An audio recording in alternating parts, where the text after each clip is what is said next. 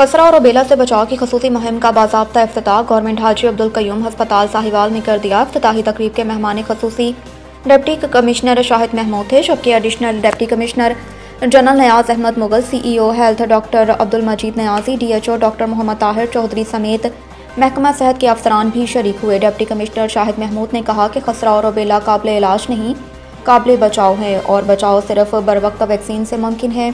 उन्होंने वालिदैन से अपील की कि वो अपने बच्चों को लाजमी हिफाजती टीके लगवाएं।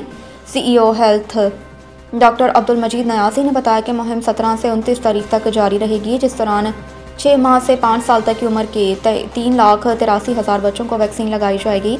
इस मकसद के लिए कोल्ड चेन सिस्टम, वैक्सीन की फ्राहमी टीमों की तश्कील और आगाही मुहिम के तमाम इंतजामात मुकम्मल कर लिए गए। महकमा सेहत की टीमें स्कूलों, मदरसों, कम्युनिटी सेंटर्स और दीगर मकामात पर खसूसी कैंपस के जरिए वैक्सीनेशन कर रही हैं।